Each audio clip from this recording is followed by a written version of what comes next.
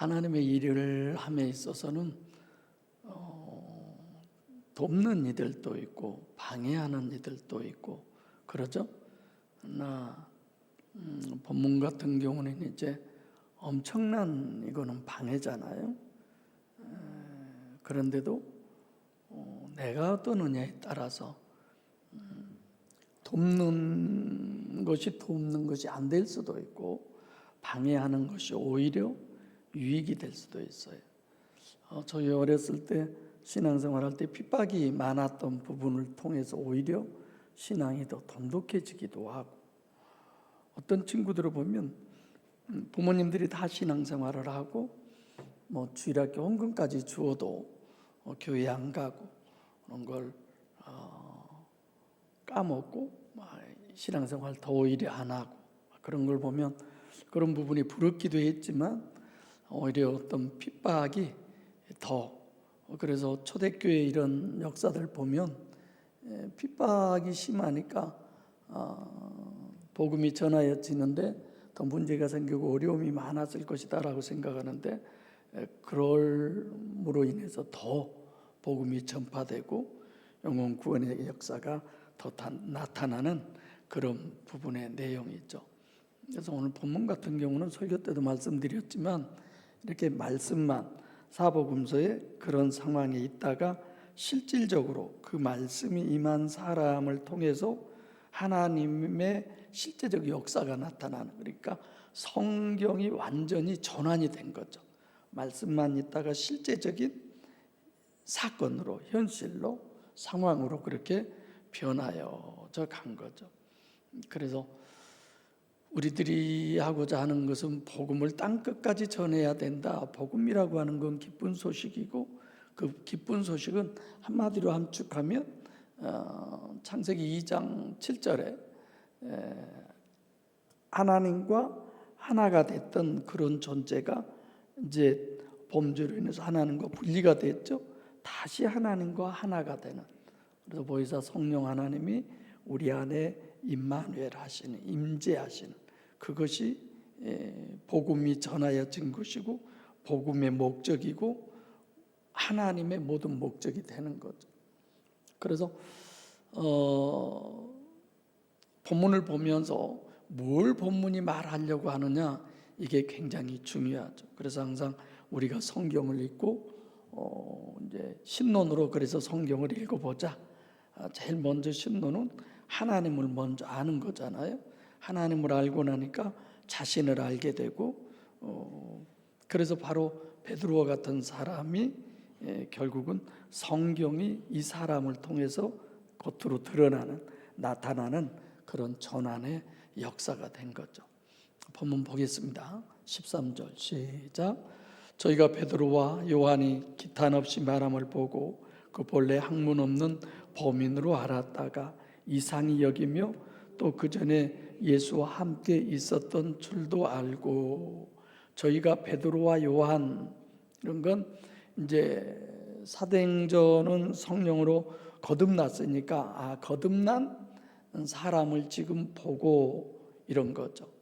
네. 그 거듭난 사람이 기탄 없이 말한다. 그 말을 잘한다. 예수 믿는 사람들이 말을 잘하더라.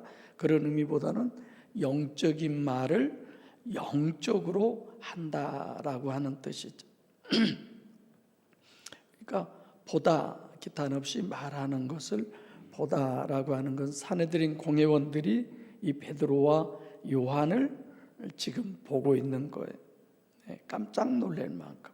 그러면서 그 본래 사람이 누구냐? 학문이 없는 사람. 그러니까 범인이다라는 거죠. 이디오스, 원래 자연인 그대로의 본래 사람인데, 그렇게 알았는데 범인으로, 그렇게 평범한 사람으로, 그렇게 보통 사람으로 그렇게 이해를 했고, 어쩌면 더 그런 수준보다 더 낮은 것이다 라고 생각을 했는데 이상히 여겼다. 그런 정도가 아니다라는 거죠. 다음하죠. 신기하다, 아주 놀랍다, 이런 표현을 쓴 겁니다. 예수와 함께 있다, 이 부분도 예수와 바짝 붙어 있는 그런 의미예요. 뭐 가까운 사람, 뭐 친명계, 뭐 비명계, 정치권에서도 이렇게 얘기하잖아요. 같이 있었던 것을 안다. 에피그노스코. 그러니까 우리가 창세기 때 봤지만 그 실과를 보고 실과를 먹고 뭐 이런 표현이죠. 또 마태복음 7장 16절에 보면 그 열매로 그 나무를 안다 이랬을 때 그 속을 안다, 즉 겉을 봤다는 뜻이 아니라 속을 봤다. 즉 베드로 같은 경우 그렇게 벌벌 뜬 보통 얘도 어쩌면 미치지 못한 그런 사람인데 이 사람이 어떻게 이럴 수 있지?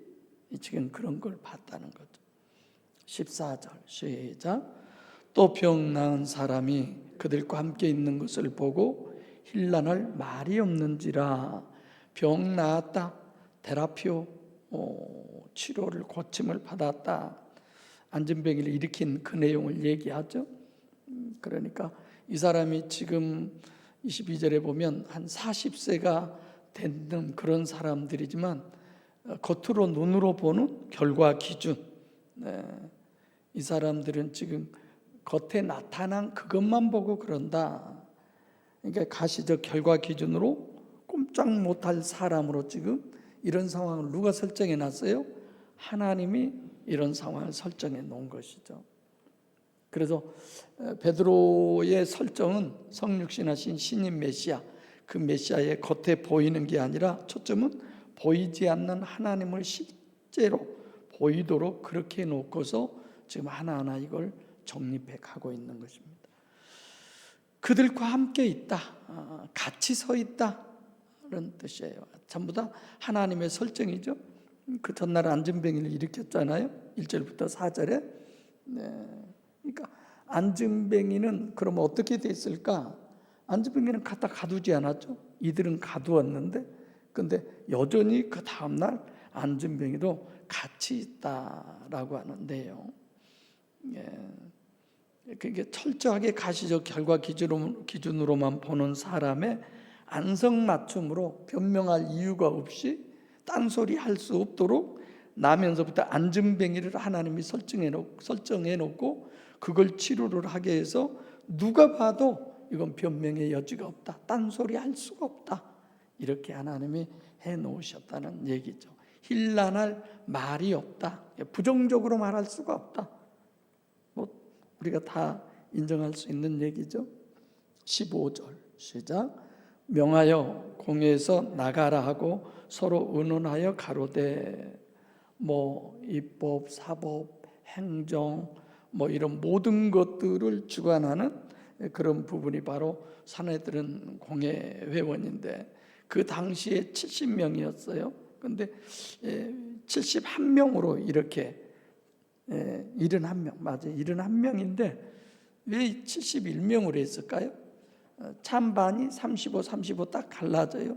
그럼 한 사람의 그 결정이 정말 중요한 거예요. 근데 그걸 따르게 되는 거죠. 예수님을 사형 판결을 내릴 때도 그렇게 했잖아요. 장사 지낼 때 아리마대 요셉이나 니고데모 같은 사람들이 여기 71인 역의 한 사람들이죠. 그래서 요한복음 3장 1절에도 그 관원인 니고데모가 밤에 예수님께 찾아왔어요. 이 사람은 산헤드린 공회원인 바리새인 니고데모, 그런 사람이죠. 나가라, 서로 의논하다, 논쟁에서 대결하다 이런 뜻인데, 뭐 산헤드린 공회에서 무조건 저거 죽여 이렇게 결정한 거 아니죠. 굉장한 어떤 논쟁의 토론이 있었다, 이런 의미죠. 그래서 예수님을 죽이려고 할 때도 니고데모나 뭐 아리마대 요셉 같은 이런 사람은 아니다라고 했을 것이고, 반대쪽에 있는 사람은 죽이자고 그랬을 것이고. 16절 시작. 이 사람들을 어떻게 할꼬? 저희로 인하여 유명한 표적 나타난 것이 예루살렘에 사는 모든 사람에게 알려졌으니 우리도 부인할 수 없느니라. 어찌할꼬. 이건 반대 의견도 있고 찬성 의논도 있고 쉽사리 결정하기가 어려운 그런 거죠. 저희로 인하여 세메니온인데 기적이 아니에요. 이거는 하나의 사인을 얘기한 거죠. 사인. 산헤드린 공회에서 베드로의 신유 역사를 얼마나 진지하게 그리고 실제로 이렇게 다루었느냐를 볼 수 있어요. 그냥 몇 명에 의해서 이렇게 해 저렇게 해 그런 것이 아니라 이게 사실이냐 아니냐, 사실이 어느 정도까지냐, 그렇다면 어떻게 해야 되는 것이냐, 이런 건데 이건 사인, 증거다라고 하는 거죠. 증거, 표적. 그러니까 가시적으로 드러났다 이런 거죠. 예루살렘에 살다, 예루살렘에 사는 사람은 지금 이스라엘 전체의 대표고 메시아 대망 사상의 대표인 사람들, 그런 것. 이런 사람이 사는 모든 사람에게 알게 하다. 모든 사람이 다 알고 있다. 다 우리가 감추고 덮고 거짓이라고 변명할 수 없을 만큼 모든 사람들이 이 사건을 전부 다 완벽하게 알고 있다. 그러니까 하나님은 그렇게 설정을 해놓은 거야. 도저히 아니라고 할 수 없도록 완벽하게 안전뱅이의 신유의 역사를 통해서 그 역사를 하게 하고, 그리고 이 역사가 어떻게 해서 일어났느냐, 그걸 논리를 전개해 가는 거죠. 부인할 수 없다. 그럴 능력이 없다는 얘기예요. 다르게 얘기하면 육적 능력이냐 영적 능력이냐. 육적 능력이 다 할 것 같지만 육적 능력으로 할 수 없다는 거죠. 그래서 예수님도 겉사람은 어린 양이잖아요. 속이 바로 전능하신 하나님, 이런 것인 것 때문에 베드로도 마찬가지. 자기들이 봐도 겉으로는 진짜 겁에 벌벌 떨고 두려워하고 뭐 그런 사람 있잖아요. 근데 지금은 목숨 걸고 복음을 전하는 이런 양면성. 17절 시작. 이것이 민간에 더 퍼지지 못하게 저희를 위하여 후에는 이 이름으로 아무 사람에게도 말하지 말게 하자고. 이것이 민간, 모든 사람, 모든 백성들에게 퍼지지 못하게 널리 퍼진다는 거예요. 그걸 막자는 거죠. 못하게 유협한다. 그러니까 지금 이 사람들이 베드로가 나면서부터 안진뱅이 된 게 40년이죠. 적어도 40년 동안 안진뱅이로 있던 사람을 낫게 했어요. 그 근거가 뭐냐? 그걸 이제 전부 얘기를 하는 거죠. 그것이 베드로 저 사람의 능력이 아니구나, 안진뱅이 본인의 능력도 더더욱 아니구나. 이건 그런다면 영적 능력이라는 거죠. 이중체를 인정하는 거죠. 영적으로 저런 능력이 나타나는구나. 근데 어떻게 해요? 그걸 틀어막으려고 그러죠. 뭐예요? 실제로는 영적 능력인 걸 알고 있는 것 같은데 전혀 그렇지 않다라는 것. 그러죠? 그러니까 속에는 초월적 능력이 역사하는 것을 겉으로만, 인위적으로만, 사람의 방법으로만 그걸 틀어막으려고 하는데 그게 가능한 겁니까? 불가능한 거지. 이게 다르게 어떻게 말할 사람이 없다. 다시 말하면 영적인 사람, 그 사람은 세상이 감당할 수 없는 것이다. 죽인다고 해도 그럼 죽여라. 그리고 예수 믿는 사람들, 순교자들 숱하게 많이 있잖아요. 그러니까 예레미야 같은 경우 20장 9절 이런 데 보면 하나님의 말씀을 전하면 너무 핍박이 심한 거야. 너무 힘들어. 그래서 이제는 절대 내가 안 해야지, 그런 마음을 먹죠. 근데 어떻게 해요? 자기 속에서 그 말을 안 하고는 견딜 수가 없는 거예요. 할렐루야. 우리가 이런 우리가 돼야지. 속이 답답해서 못 견뎌. 그래서 하는 수 없이 또 얘기할 수밖에 없는 거예요. 그러니까 영적 신앙이라는 것은 이를 악물고 주일 성수하고 뭘 잘하고 뭐 이런 건 아니에요. 그러나 하나님의 뜻을 따라 살아가는데 말리는 방법이 없어. 못 말려. 누가 뭐라고 해도 안 돼.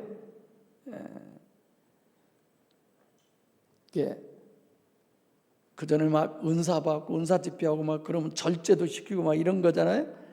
절제가 안 되는 거야. 속에서 하나님이 역사하시는데 불가능하다는 거죠. 이후에는 더 이상 이 이름으로 아무 사람에게도 말하지 말라 이런 얘기를 하잖아요. 불가능한 거죠. 18절 시작. 그들을 불러 경계하여 도무지 예수 이름으로 말하지도 말고 가르치지도 말라 하니, 그들을 불러 경계했다. 영적으로 경계하다 이렇게 보면 되겠어요. 완전 도무지라고 하는 건 전혀 단 한마디도 하면 안 돼. 철저하게 이런 거죠. 예수 이름 17절에는 이 이름으로 예수 이름으로 딱 못을 박아놓은 거예요. 뭐 다른 어떤 이유가 없이. 여기서 얘기하는 건 말하지 말고 이 부분도 소리도 하지 마 이런 거예요. 그 소리 자체도 내지 마. 뭘? 예수 이름이라고 하는 소리 자체도 내지 말아라. 가르치지 말라. 이 부분도 마찬가지예요. 전하지 말고 뭐라고 그럴까요? 이것이 지금 베드로가 논리적으로 다 얘기했잖아요. 절대 그렇게도 하지 마 이런 거죠. 19절 시작. 베드로와 요한이 대답하여 가로되 하나님 앞에서 너희 말을 듣는 것이 하나님의 말씀을 듣는 것보다 옳은가 판단하라. 베드로와 요한이 대답하는 거예요. 지금 19절 이 단어 많이 쓰죠. 그러니까 지금 베드로가 얘기하는 것은 누구 앞에서 하는 얘기예요? 우리가 보기엔 사람 앞에서지만 하나님 앞에서 하는. 지금 내가 하나님의 실존 앞에서 지금 말하고 있어. 그런 의미예요. 그러니까 여러분들도 기도를 하거나 찬송을 하는 것도 마찬가지고, 저도 설교하는 것도 마찬가지고, 여러분들이 서로 신앙에 대한 내용을 얘기하는 모든 것들도 어디예요? 하나님 앞에서. 하나님 앞에서라고 해서 뭐라고 그래요? 헬라어로 코람데오라고 그렇게 얘기하죠. 우리는 하나님 앞에서보다 인데오, 하나님 안에서. 하나님 안에서. 그렇죠? 보혜사 성령 하나님이 내 안에 오셔서 그분의 이름으로, 지금 그러니까 베드로 같은 경우는 인대화하는 거죠. 너희들 앞에서, 나는 하나님 앞에서 둘 다 실체인데 너희들 같으면 어느 쪽의 말을 듣는 것이 더 옳으냐? 그러죠? 디카이오스네냐? 어느 것이 더 의로운 거냐? 이런 얘기를 하는 거예요. 이런 내용을 이렇게 생각해 보면 정말 말 한마디를 해도 조심해야 되겠구나 이런 생각이 들죠. 여러분 봐보세요. 지금 이 사내들의 공회 회원들이 불과 얼마 전에 뭘 했어요? 예수님을 죽였잖아요. 사형 판결에. 그러면 이들은 얼마든지 자기들도 그 죽이는 판결을 할 수 있어요. 그래서 죽음이 지금 풍전등화처럼 이런 상황이에요. 그럼에도 불구하고 그것이 실제잖아요. 지금 그 실제나 무감지 무지 무의식이지만 베드로 속에 있는 예수 이름도 실제야. 동등하게 실제로 여기는 거예요. 그럼 이 양쪽 실제 중에 내가 누구의 뜻을 따라야 되느냐? 너희들이 생각해봐. 이런 거죠. 대단하죠? 네. 얼마 전만 해도 요한이 먼저 들어가죠. 사내들인 공회에 예수님 잡혀갔을 때 베드로는 좀 힘이 없어서 함부로 못 들어갔나 봐요. 그래서 요한이 가서 베드로를 데리고 들어가잖아. 이런 부분들로 보면 참 별의 범인, 성경에 보면 그런 내용인데, 하나님 앞에서 그러니까 호데오스인데, 늘 우리도 이런 믿음을 주세요 라는 기도가 정말 우리에게 있어야 돼. 그러니까 하나님을 완전히 사내들인 공예 가시적으로 다 보이는 그 사람들처럼 실제로 믿고 실제로 알고 그렇게 대비하고 그렇게 처신을 하고 있는 거예요. 이게 베드로의 신앙이에요. 이것이 하나님이 그 심령 안에 들어와 계시는 사람의 신앙이에요. 그러죠?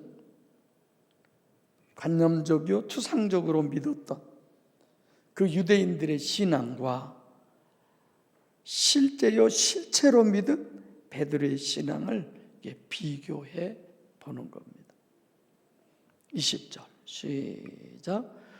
우리는 보고 들은 것을 말하지 않을 수 없다 하니. 왜 보고 들은 것이에요? 사실이라는 사실.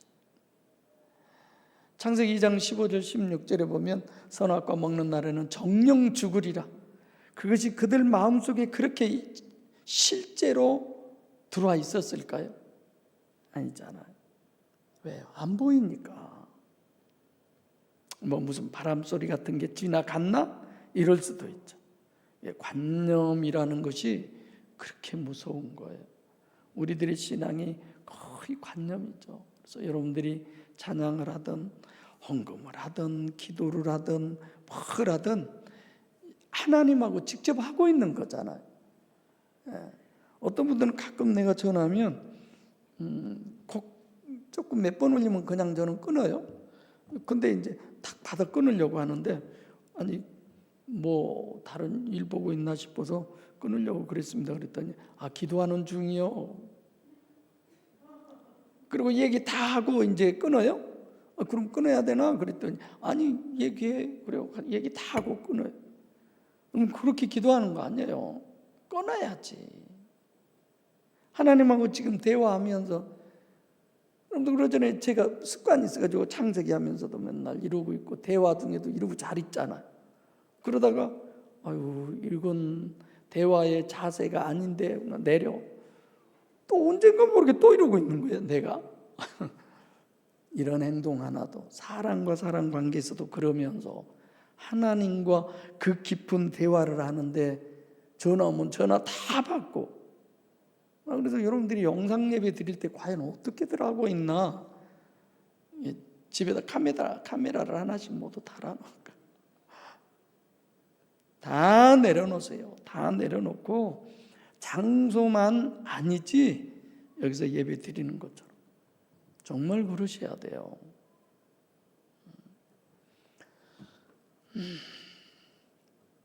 그래서 성육신하신 신인 메시아 예수님이 오셨는데 자기들이 죽였잖아요. 지금 이 역사 그분이 한 거야. 그분이 부활하셔서 그분이 하신 거야. 이런 얘기죠. 보고 들은 것을 말하지 않을 수 없다. 이는 내가 보고 내가 들었는데 그걸 안 할 수가 없어. 그럴 능력이 없어. 나는 뚜나미세요. 반대로 이건 진짜 말하지 않을 능력이 없다. 이 부분 방금 예레미야 얘기했지만 우리가 그래야 돼. 우리가. 근데 다 하나님 이겨먹잖아. 여러분들이 정말 실체가 돼야 되잖아요. 정말. 그래서 정말 복음이 번져야 되고 가정에서, 이웃에서, 삶 속에서. 21절 시작. 관원들이 백성을 인하여 저희를 어떻게 벌할 도리를 찾지 못하고 다시 위협하여 놓아주었으니 이는 모든 사람이 그 된 일을 보고 하나님께 영광을 돌리미러라. 관은 아까 그런 권력이 있는 사람, 권한이 있는 사람들이죠.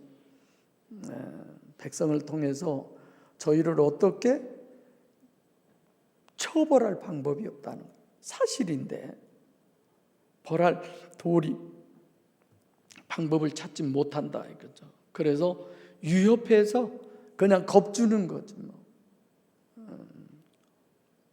놓아주었다. 하여튼 목회도 마찬가지예요. 종교적으로 하면 참 쉽죠. 뭐 바뀌든 안 바뀌든 상관없이 겉으로 보이기만 잘하면 되잖아요.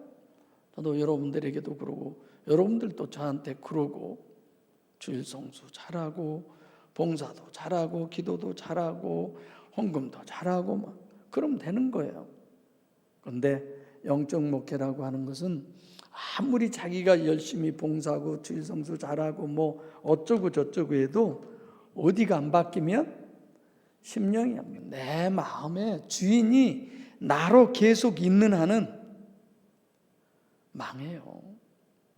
그럼 차라리 교회 안 오고 그냥 아까 그 늦게 왔던 그런 분들처럼 그냥 그렇게 살면 되는 거야. 정말 우리는 심령의 주인이 나에서 하나님으로 바뀌어야 돼요. 진짜 우리는 바뀌어야 돼요. 이중체에 대해서 너무 잘 알고 있잖아요. 사실 실제 그러잖아요. 여러분 저한테 서운한 거 많이 있잖아요. 없어요? 손 권사님이 거기 맞다고 인정할 줄 몰랐네. 어떻게 아니라고 할 줄 알았네. 그럼 나도 여러분에게 서운하죠. 나라고 서운 안 하겠어요? 그런 게 중요한 게 아니야. 지지고 볶고 틀어지고 그냥 예배당 안에서 그럴지라도 우리 속에 주인은 바뀌어야 돼요. 꼭 우리 바뀝시다. 아멘. 오늘은 아멘을 잘하시네. 맛있는 파김치를 드셔서들 그래. 알고들 하나님께 영광을 돌린다. 독사죠. 어떻게 돌렸어요? 주인이 바뀌며 그분으로 인해서 내가 기뻐하고 즐거워하고 감사하고 삶이 신이 나는 거야. 신바람이라고 그러잖아. 내가 하나님을 어떻게 이게 아니라 마지막 22절 시작. 이 표적으로 병 나은 사람은 40여세나 되었더라. 세메니온 표적이죠. 병이 나았다. 40세를 강조하죠. 40년 40일 금식 기도 뭐 40이라고 하는 단어는 굉장히 중요한 의미가 있어요. 그러니까 지금 이 사람은 40년 동안 모세가 40년 동안 바로 왕의 궁전에서 왕자 노릇하고 40년 동안 미디안 광야에서 목동 노릇하고 80세에 이제 호렙산 가시던 불에서 하나님을 만나서 40년 동안 이스라엘 백성들을 끌고 3번의 그런 변화가 있었죠. 뭐예요? 과거에 나는 완전히 죽었다 그런 뜻이 그잖아요. 과거 베드로가 완전히 죽었기 때문에 근데 이 유대인들은 완전히 죽은 게 아니라 기절할 정도야. 그냥 관념. 진짜 저런 일이 베드로로서는 불가능해. 이건 상상할 수 없는 일이야. 그렇게 하면서도 사도행전 1장 8절이 안 되는 거예요. 오직 성령이 너희에게 임하시면 너희가 권능을 받고 예루살렘과 온 유다와 사마리아 땅 끝까지 이르러 내 증인이 되리라. 되어라가 아니에요. 되리라야. 그냥 저절로 되는 거야. 뭔가에 의해서. 그래서 베드로에게 사도행전 1장 8절이 충분히 가능한 것이고 40년 안진뱅이 이 사람도 다른 데로 가지 않잖아요. 함께 있잖아요. 이렇게 일어나는 하나님의 역사가 사도행전 1장 8절 성령이 너희에게 임하시며 보혜사 성령 하나님의 그 역사가 베드로가 이렇게 쓰임받듯이 우리도 쓰임받기를 바랍니다. 기도하겠습니다. 살아계신 아버지 하나님 감사드립니다.